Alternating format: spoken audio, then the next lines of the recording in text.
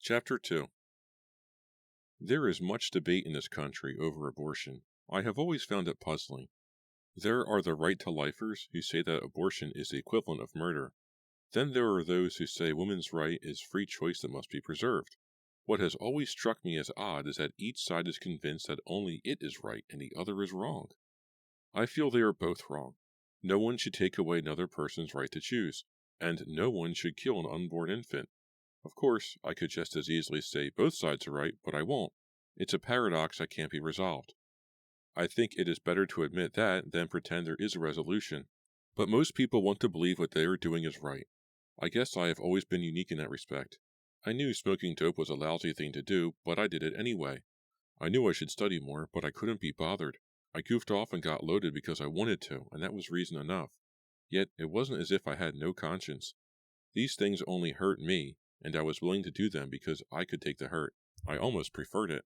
Now, though, I had a baby in me. The baby could hurt me. It could drive my boyfriend away. It could make me work and slave for the next 18 years. I could hurt it. I could kill it. But Dr. Adams assured me it would be a painless death. Without consciousness, there could be no agony, and the doctor said that an immature fetus had zero awareness. I believed him. Dr. Adams made the appointment for me at the family planning clinic on Sunday in Foster. Because he had already completed all the necessary tests, it was not required that I come in beforehand. All I had to do was show up for the procedure. The time was set for 5:30 in the morning. Apparently, the surgeons like to get rid of nasty business early so they could spend the rest of the day saving lives. The cost for the abortion would be $462.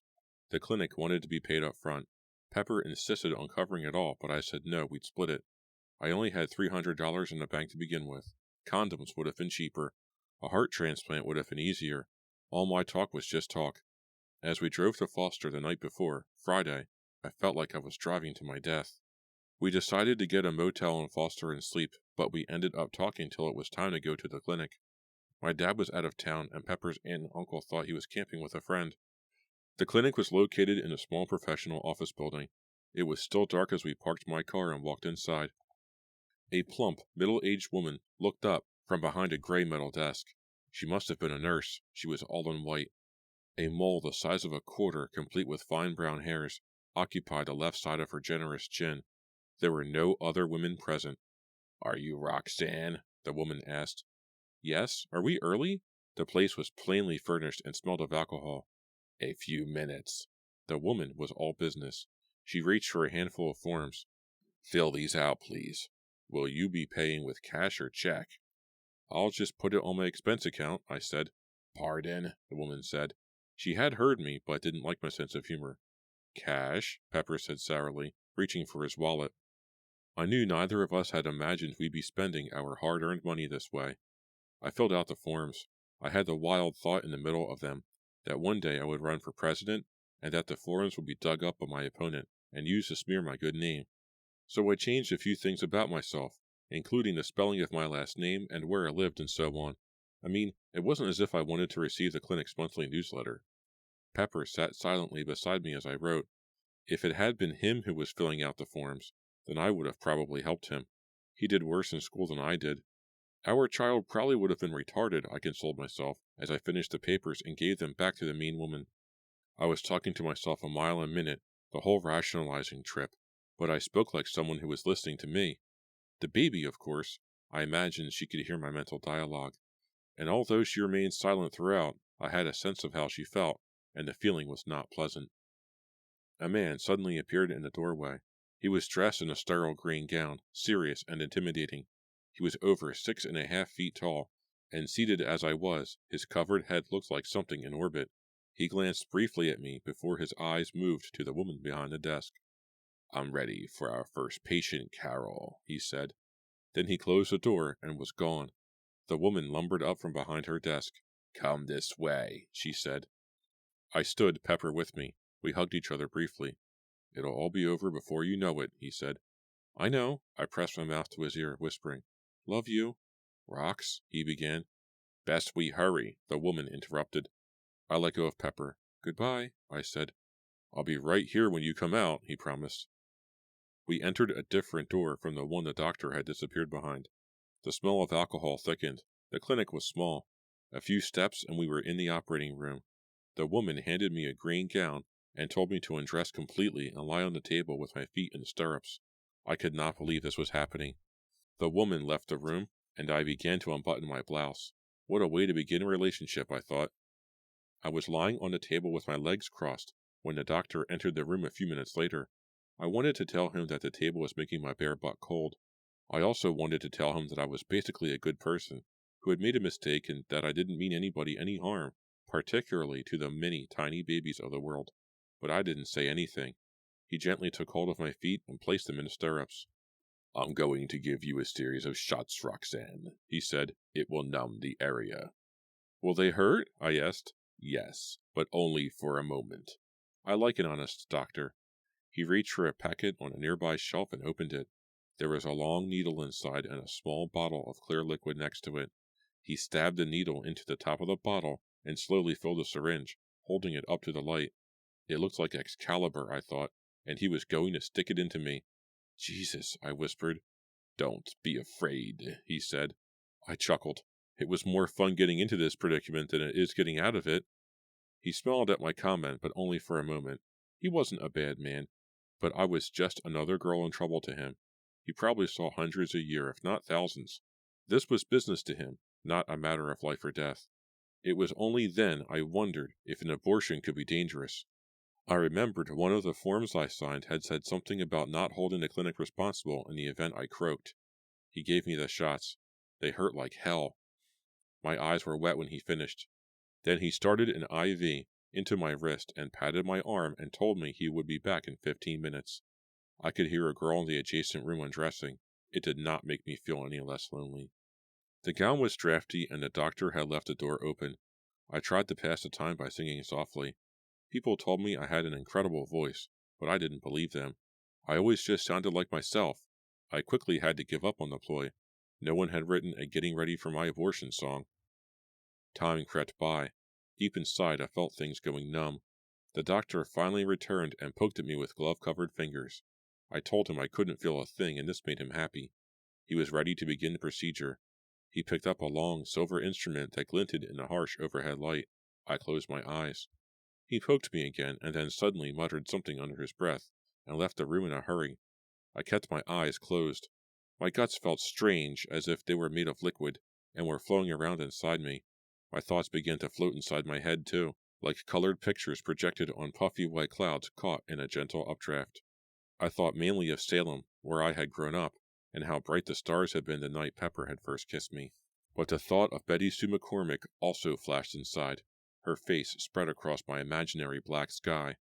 It was odd that Betty Sue should come to mind. I had hardly known her. Hers was a sad tale.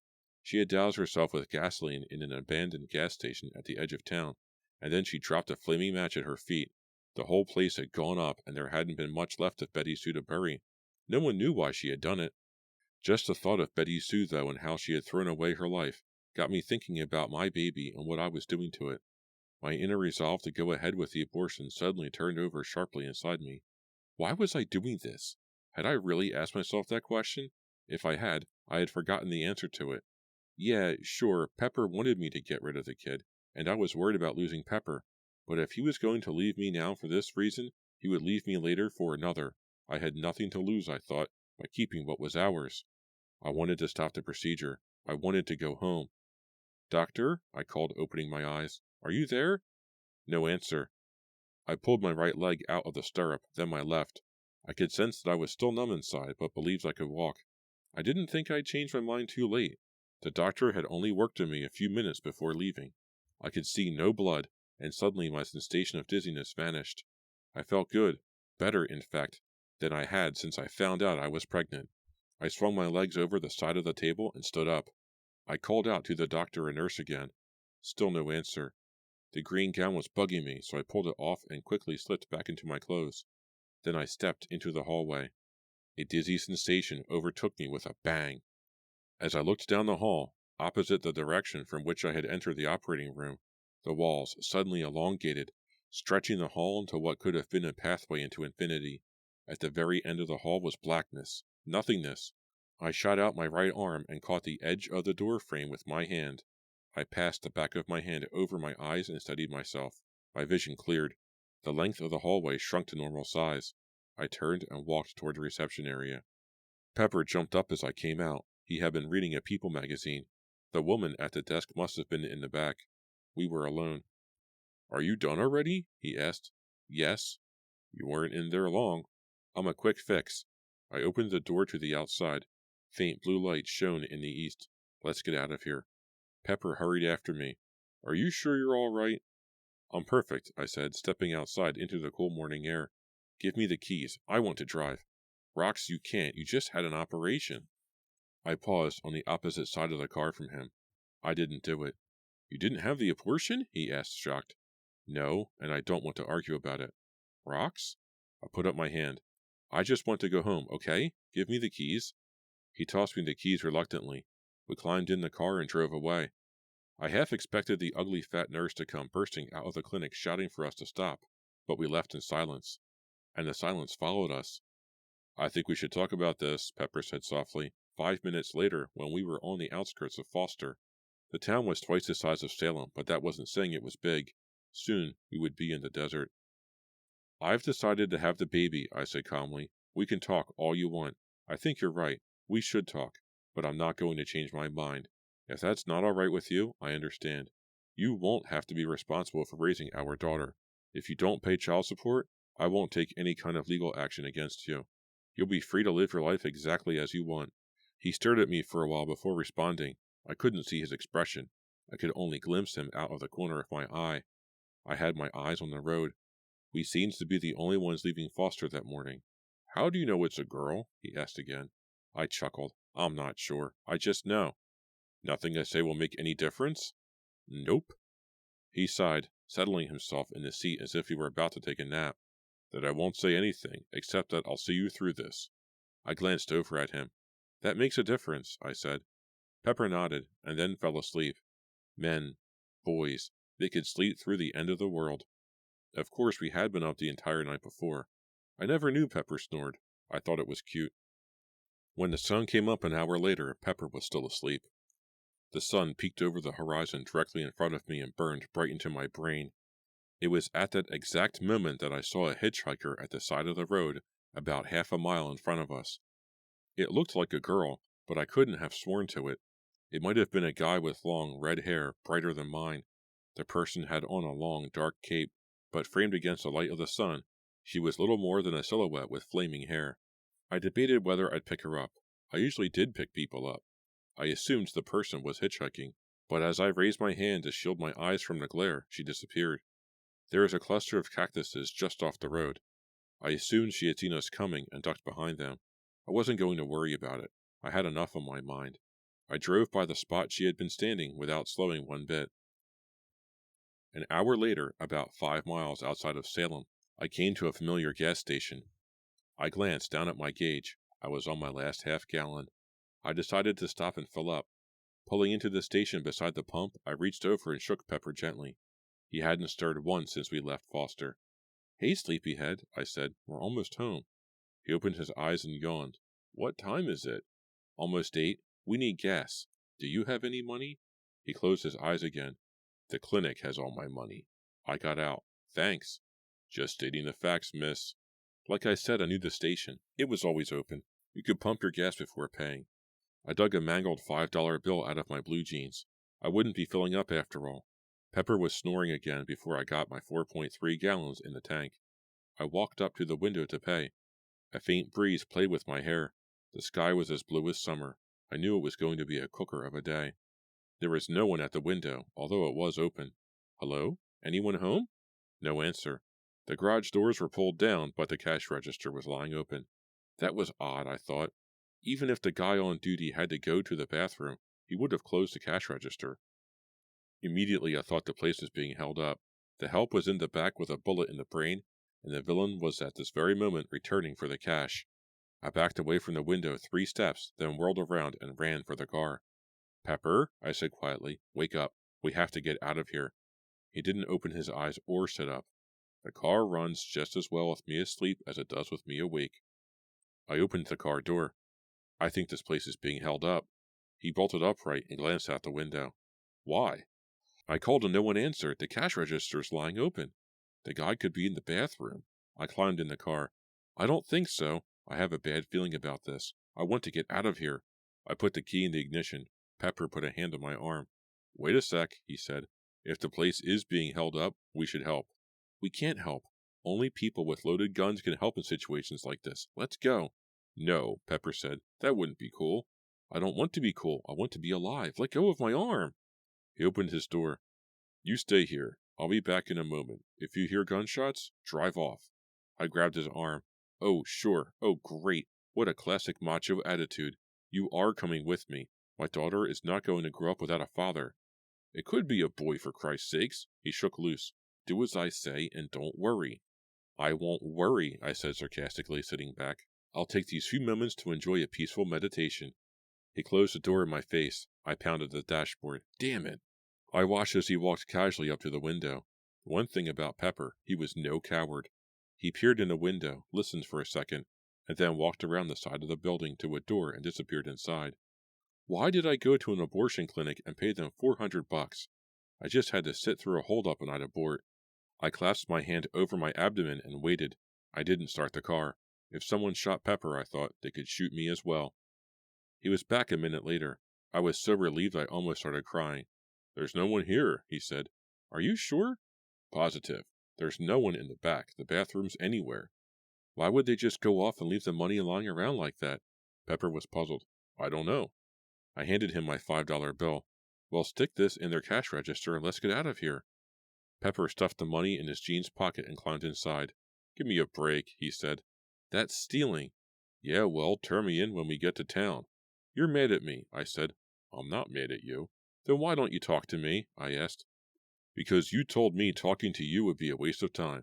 Then I went to sleep, and I don't talk in my sleep. You snore, though. I don't snore, he said. Yeah, you do. I don't mind. I know it's beyond your control. Thank you, Rox. Now, can we get out of here? This place is giving me the creeps. I paused. Why did you say that? Rox. No. I glanced at the deserted window again. There is something creepy about this place. Can you feel it? It's just because it's deserted, that's all. But why is it deserted? I told you, I don't know why. Please, let's go home. I started the car reluctantly. Okay. We drove into Salem. There was no one out. It was no big deal. It was still early, but it was odd. We went to Pepper's house. He climbed out of the car without giving me a goodbye kiss. What are your plans today? I asked him. I want to sleep some more. And after that, do you want to get together? I have the whole day free. I'd made sure I had the day off so I could recover from my operation. I was recovering all right. In 9 months, I would be fully healed. Sure, he said without enthusiasm. He turned away. Pepper? He stopped with his back to me. I told you, I understand. I'm sorry.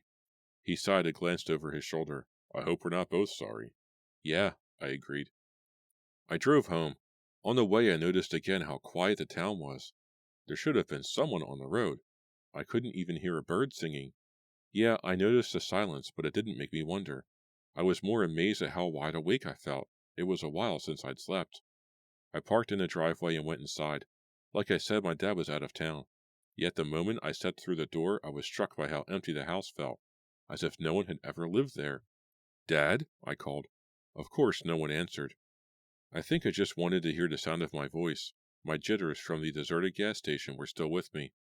I went into the kitchen and put on a pot of coffee. I drank a dozen cups a day. I would have to learn to cut down. The caffeine wouldn't be good for the baby. While waiting for the coffee, I flipped on the radio. I had just bought it the previous month. It was a Sony and had twin cassette players and excellent reception. Only static came out of the speakers. I leaned over and checked the dial. It was tuned to my favorite station, 98.7, rock until you go to heaven. Crazy Harry should have been greasing up the airways by now, I thought. I fiddled with the dial. The static continued. I switched to another station. More fuzz. Damn, I muttered. He told me it was the better model. I turned off the radio. My coffee was ready. I take it black, with both sugar and sweet and low. I mixed myself a powerful hit and sat in my dad's favorite chair in the living room, sipping and thinking. Our house would be nothing to film a movie inside. We had only 2 box bedrooms and 1 bathroom that would probably be reincarnated as an outhouse. Still, it was cozy enough. My dad painted in oils in his spare time, when his back wasn't killing him from all his driving. He favored mountain scenes copied from National Geographic photographs. His works covered the walls around me. But the silence, the emptiness, it seems to seep into me from the floor. I couldn't explain it. I set my coffee down and walked over and turned on the TV. Static. Fuzz. Like the radio, I whispered. I flipped through the channels. Nothing. Oh no, I said. Suddenly, I was afraid. Afraid of nothing, that most awful of fears, especially when nothing is all there is. I strode over to the window and looked out. I watched for 5 minutes and not a single car drove by. My fear deepened as the silence around me seemed to expand. The only sound was the faint rustling of the wind on the walls of the house, the desert sand scratching at the paint, like long nails craving an invitation inside. I sat back in my dad's favorite chair and picked up the phone. The dial tone was reassuring. I dialed Pepper's number. It rang and rang. I called a friend at school, Sandy Hankins. There was no answer. I called the local supermarket. It was open 24 hours a day. Nobody home. I called my best friend, Susan Duggan, in Florida. I got her parents' answering machine. I put down the phone and thought of the deserted gas station. Even before we got into town. "Where is everybody?" I asked out loud. No one answered me. I almost screamed right then. I would have, but the silence wouldn't allow it. The silence was too strong. I got up and ran out of the house. The block was deserted. I went to my neighbors, the Hollands. They had 2 hyperactive kids and a dog that barked at its own barking. I banged on the door. "Hello? Is anyone there? Please answer if you're there. It's an emergency." I was talking to a door. I ran to my neighbors on the other side, the Blaines. No kids or animals, but 2 loud people who got up early and let the rest of the world know it. I called to them too, and injured their front door with my fists, but they were definitely not home. It seems no one was. What did I do next? I began to move toward the center of town, 6 blocks away. I stopped at other houses, even peeked my head in a couple, but I quit doing it very soon. There was no one around.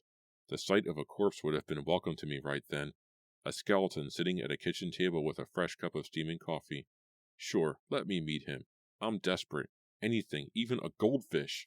But I was alone. I stumbled into the town square and collapsed on the lawn beside the statue of David Fitzpatrick, the town's founding father. He was covered with birdlime as usual, but there were no birds. They must have all flown away into a sky above mine. "Help!" I finally screamed. My voice echoed against the watching buildings until it became an echo of an echo and was lost. I buried my face in my hands, thankful that they at least had not deserted me. Tears filled my eyes and I cried, but only quietly and to myself because there was no one there to share them with. I was not merely confused, I was lost. Lost in a town I had lived in all my life. Time did not go by, that would have been a joke. Time had already packed its bags and left town. But something passed, and then after a while, I became aware that someone was standing above me. I raised my eyes. I had to look into the sun to see him, just like the first time, just as I looked into the rising sun when I spotted the lone hitchhiker on the empty highway. "Pepper," I said. "Where is everybody?" he asked. Chapter 3. Pepper told me his story. His aunt and uncle had been gone when he'd gone into the house. The fact hadn't disturbed him greatly, but when he had lain down to sleep, the creepy feeling he felt at the gas station wouldn't go away. He got up and called me, but I must have already been out and pounding on the neighbors' doors. He called a few friends, but no one was home. He didn't turn on the radio or TV, but started walking toward the center of town as I had done, calling out for anyone to answer. Finally, of course, he found me. We sat on a bench in the center of the town square as we caught up on each other's stories. To say there was a feeling of unreality to our situation would have been like saying the sun was hot. We sat on a bench in the shade, but we were perspiring. Both our shirts were stained with cold sweat. "Why would everyone leave?" I asked. Pepper grimaced and sat quietly thinking. "The only thing I can figure is there must have been some kind of evacuation. Maybe there was a toxic spill in the area. The National Guard could have been brought in last night. They might have cleared everyone out. If that was the case, they'd have put up roadblocks." He nodded. "I know, but it's the only explanation that makes any kind of sense. There were people here at 9 last night when we left. Now they're gone. There must be a reason. There must be something bad here. I think we better get the hell out of here." But I told you how I called Susan in Florida. Even she wasn't home. It's like everybody's disappeared. Are you saying the whole world's deserted? He asked. Maybe. That's ridiculous. What's happened here is ridiculous. I stood. I want to call more people in more places. He got to his feet. I don't think that's a good idea. Let's just get out of here. We can call people from Foster. The word hit me like a sharp spike. I'm not going back there. He was taken back by my reaction. I didn't mean rocks. I know, I said quickly. Then I shrugged. This is not my day. First I go for an abortion, then I end up in the Twilight Zone. I pointed to Mike's electronic repair next to Baskin-Robbins. Look, let's make a couple of calls. Maybe we can reach someone who'll tell us what's happening. Pepper hesitated. Fine, but let's make it quick. The door to Mike's shop was locked. Pepper paused for a second, glanced up and down the block, and then kicked in the glass beside the door. I jumped at the sound. Pepper reached inside and undid the latch. We'll have to tell Mike we did this, I said. I wanted to add, if we ever see him again. We stepped inside. Mike had lived in Salem 100 years, and there was nothing he couldn't fix. Radios, TVs, refrigerators, as long as they didn't have any microchips in them. Mike hated any silicon wonders. He called them micro-shits. His shop was simple, crammed with the internal organs of modern conveniences. An oil-stained phone sat on his cluttered workbench. Pepper picked it up. Who should we call first? He asked. Information? Seriously? I am serious, I said. If they don't answer, call the operator. He did as I requested. Information was not there. He tried the operator. The same thing. He slammed down the phone. There must be something wrong with the lines, he said. Did you get a normal dial tone? I asked. Yes, I got a normal dial tone. I reached for the phone. I want to call my grandmother in Portland. She hasn't left her house since I was born. I dialed the number from memory. It rang forever, although I kept praying for it to stop. But I couldn't take the phone away from my ear. Pepper finally had to put the receiver down. He was studying me as if he was worried I was about to lose my mind. He had every right to be concerned. Rocks? He began. There's no one there, I whispered. The world's empty.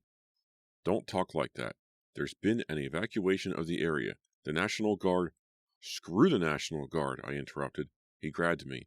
Your grandmother's probably still asleep. Call someone else. No. Do it, damn you. We're not alone. Yes, we are, a voice said behind us. Chapter 4. In walked Stan Reese. Short, chubby, 18-year-old Stan surprised me so bad I almost peed my pants. Child prodigy. Probable valedictorian of our class. Good old Stan. Ask him a question about math or science, and if he didn't know the answer, there was none. His brown eyes were huge because his glasses were thick. He came in and sat on Mike's favorite stool. His pleasant, plump face was a haven of sanity. He scratched at his dirty blonde hair and sniffled. I hope I didn't scare you guys, he said calmly. I let go of Pepper and moved to Stan, hugging him so tightly I could have hurt him. But Stan didn't complain. He wasn't only smart, he was cool. He was the rarest of intellectuals. He never acted superior. He smiled briefly as I let him go. He reset his glasses on his nose. It's too bad it took the end of the world for Roxanne to give me a hug, he said. I'm so glad to see you, I exclaimed, messing up his hair. I knew Stan fairly well. Our junior year, I took algebra, and because I had the bad habit of ditching class every other day, the teacher assigned Stan to tutor me. Stan wasn't in my class, of course. He was already on his second semester of college calculus, but he was doing some kind of work-study project. I saw him twice a week for an hour, and in that time he taught me more than a teacher could have ever taught me. I ended up getting a B in the class and taking Stan out for ice cream afterward to thank him. He really liked ice cream. He had a banana split and a malt. He had a rather major problem with his weight. Pepper stepped forward. We had never talked about Stan, but I suspected Pepper hardly knew him. What do you mean, the end of the world? Pepper asked. Has there been a nuclear war? Not that I'm aware of, Stan said. Then what are you saying? Pepper demanded. Everybody in the world seems to have disappeared, Stan replied. That's insane, Pepper sneered. Tell me about it, Stan said. He sat for a moment without speaking. We all did. When Stan spoke next, his voice was curiously intrigued, as if our situation were nothing but a fascinating scientific problem, which I suppose it was in a way.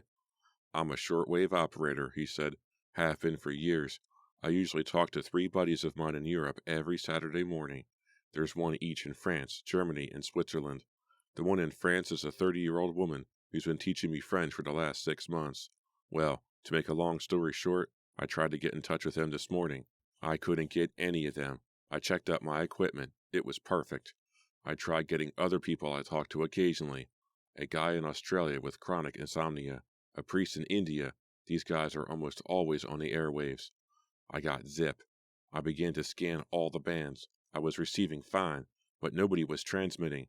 I turned on a normal radio, a TV. I did the same thing, I exclaimed. What did you get? Stan asked. Static, I said. Fuzz? Stan nodded. That's what I got. I don't believe any of this, Pepper protested. Stan pointed. Turn on Mike's TV right there. That one's his. It's not in for repair. Pepper did as he was told. He got a screen of fuzz no matter how many times he flipped a channel. He snapped it off. It proves nothing, he said, angry. It proves a lot, Stan said. All the networks and local stations have suddenly stopped broadcasting. Why? I asked. I don't know why, Stan said. But you're Mr. Brain, Pepper said. You get all the good grades. Use your brain now. Give us something. Stan sighed. My first reaction would be to say that there has been a major EMP high in the atmosphere. That's an electromagnetic pulse. A multiple megaton warhead detonated at, say, 40 miles altitude could knock out all our electronics. Then we are at war, I moaned. Not that I know of, Stan repeated. An EMP would have killed this TV here, and my shortwave and your radio. We wouldn't be getting fuzz, we'd be getting nothing. Plus, an EMP wouldn't explain the disappearance of everybody. Then give us another explanation, Pepper said. What about a toxic spill or something like that? Stan spread his hands. I got up this morning, and after realizing that there was no one on my radio or TV, I went to my parents' bedroom. There was no one in their bed. There was no one in the house. If my parents had been evacuated in the middle of the night, don't you think they'd at least awaken me? Ask me if I wanted to come? Was their bed messed up? I asked. Stan nodded. Good question. Yes, it was unmade. My mother never left a bed unmade more than 10 minutes in her whole life.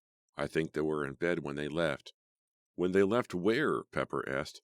I don't know, Stan repeated. I felt faint and couldn't think clearly. All the rules had been changed. Reality had fallen asleep at the wheel and driven off the road. I had to sit down. Pepper pounded his leg in frustration. We can't just sit here, he said. We have to find out what's happened. I say we get a car and drive to another town. We might have to do that eventually, Stan said, but I wouldn't start our investigation by traveling. Why not? Pepper asked. What's in another town that's not here? Stan asked. More people? Maybe, maybe not, but we already know for a fact that most of the people on Earth are gone. I can tell if a radio or TV's been damaged. There is nothing wrong with mine. I doubt there is anything wrong with Roxanne's. That means that no one in any part of the world is transmitting, and that means its effect is not localized to here. But we have to find more people, Pepper protested. We may find more people in Salem itself, Stan said. We should look here first. People freak out when the unexpected happens. What's happened today is about as unexpected as you can get. If we go driving from town to town, we might end up getting shot at by someone. Pepper considered. He always had strong opinions, but logic worked wonders on him, and everything Stan had said made sense. All right, Pepper said finally. We'll stay here for now. But what do we do here? Stan paced in front of us. If there are other people in town, what would they do first, once they discovered what had happened? They'd probably go through all the steps we have, I said. Then they'd leave town. What would they do just before they left town? Stan asked. Steal a good car and a sack full of cash, Pepper said. Ah, Stan raised an approving finger. He had probably known the answer before asking for our input. We all want easy money. What a time to get it. Let's go to the bank, I said. Right, Stan said, agreeing with me. Let's go, Pepper said, anxious to do something, anything. There were 2 banks in Salem on opposite corners of the town square. We went to the small one first, a first interstate. Our break-in tactics had lost their subtlety already. Pepper simply kicked the door in. We looked around and called out. No one. The next bank, a Security Pacific, was Salem's main center of commerce. I had been in it only a couple of days earlier, when I had withdrawn my half of the abortion money. The teller had asked if I was going to use the cash for a present or for a vacation weekend. I said, yeah, right, both. Give me the cash and mind your own business. It was a big bank, no doubt full of big bucks. As we approached, we could see the front door had already been smashed in, which made us hurry toward it. Stan stopped us before we could enter, though. Whoever was here has probably already come and gone, Stan said. But maybe we should call out before we enter. We don't want to surprise anybody. Good idea, Pepper said. He stuck his face close to the hole in the front door. Hello, he called. He got no response. We must have missed them, he muttered, pulling the door open. A glass panel beside the door suddenly shattered into lethal-looking shards. A loud roar accompanied the display. Instinctively, we threw ourselves to the sides of the door, pressing against the brick walls. I was alone on my side, the left side. You should have yelled louder, Stan told Pepper. Or not yelled at all, Pepper grumbled. Are you all right, Rox? Yeah, I guessed. But maybe we should stop by the bank later. A warm, sticky sensation on my right leg got my attention. I looked down and was amazed to see a dark stain growing through my blue jeans. I've been shot, I whispered. We've got to get out of here, Stan said, seeing my wound. That son of a bitch, Pepper swore. Can you walk, Rox? Gingerly, I probed my wound. I had never been shot before. I wanted to be cool like the characters on TV, and just rip off a piece of my shirt and bandage my wound on the spot. But I suddenly felt nauseous. I had to brace myself against the wall just to keep from falling over. I think I've just been grazed, I managed to get out. I don't think there's a bullet in my leg. I'm going over to her, Pepper said to Stan. Be quick, Stan advised. Pepper leapt across the distance between us. It was a good thing. A second and third shot disintegrated what was left of the glass. Pepper put a supporting arm around me. I'll carry you, he said. I brushed him off. No, I can walk. Let's just get out of here. I'm getting a rifle and coming back and wasting this guy, Pepper hissed. He grabbed my hand and nodded in the direction of some buildings out of the line of sight of the ruined bank doors. Let's do it. We were just preparing to launch our getaway when a voice called out from inside the bank. Who's there? It said. Pepper was enraged. Who's there? He screamed. We're here. Who are you? And why are you shooting at us? There was a long pause. Is that you, Pepper? Yeah, Pepper yelled back. Who are you? It's Helter. Helter Skater, better known as Helter Skelter, wanted to be a bad dude. He wanted it so bad, and took on so many of the trappings of toughness, that he had ended up as a topic of light gossip. He smoked, he drank, he had tattoos, all the basics. But he also committed at least one significant act of violence a month. He did it with such regularity, it was as if he marked it off on a calendar beforehand. In March, he got in an argument with the football quarterback at school, and ended up breaking the guy's jaw. He was suspended for the act, but only for a couple of days, because the quarterback had thrown more interceptions and touchdowns the previous season. In April, Helter got in a fight with a biker at a local bar. It was true the biker had seen better days in the 1950s and was alone and very drunk, but the way Helter told the story, he had taken on a gang of Hell's Angels with only his fist to defend himself. Now it was a May star date, and he had just shot Roxanne Wells in the leg. Are you done shooting at us? Pepper called out, furious. Helter was bigger than my boyfriend, and obviously more practiced at the violent arts, but I suspected if push came to shove, Pepper would have torn Helter's head off. Yeah, you can come in, Helter called. I'm coming in all right, Pepper said, and kicked the door open. Stan and I chased after him. I was still bleeding, but it was going to have to wait. If there were only 4 people left alive on the planet, it wasn't going to do for one to get killed. Pepper, I called after him. Don't start anything. I don't have to start it, he snapped. You're bleeding. That's a hell of a start already. Where are you, you yellow bastard? Helter was, of course, back beside the vault, where all the money was kept. He had obviously blown the lock off the vault because his black windbreaker pockets were fat with hundreds, and his pants pockets bulged with rolled green wads. He carried a mean rifle in his left hand, and I believe it was still smoking. He did not point it at Pepper as my boyfriend strode up, but he shook it a little. Tucked in his belt was a Colt .45 revolver. Don't mess with me, Pepper, he said. I didn't know it was you out there. You just decided when you woke up this morning that you would shoot at anything that moved, huh? Pepper demanded, momentarily halting his advance. If I wanted to hit you, Helter snapped back, you'd be dead. I raised my hand. Excuse me, my leg is bleeding. How come I'm not dead? Oh, Helter mumbled, chagrined. I could never decide whether he was attractive in a crude way or just plain ugly. His hair was blonde, plowed down to the roots, and his deeply tanned face was surprisingly featureless. He had 2 expressions, anger or vague confusion. I suppose he could look frightened, too, but I hadn't been around him all that much. He was a senior like the rest of us, but he moved in different circles. I should kick in your face, Pepper said. Helter put his attitude back on. What's stopping you? I think it's the fact that you're holding two deadly weapons, Stan observed. Helter scowled. What are you doing here? Closing out my account, Stan replied. Then he did a very brave thing.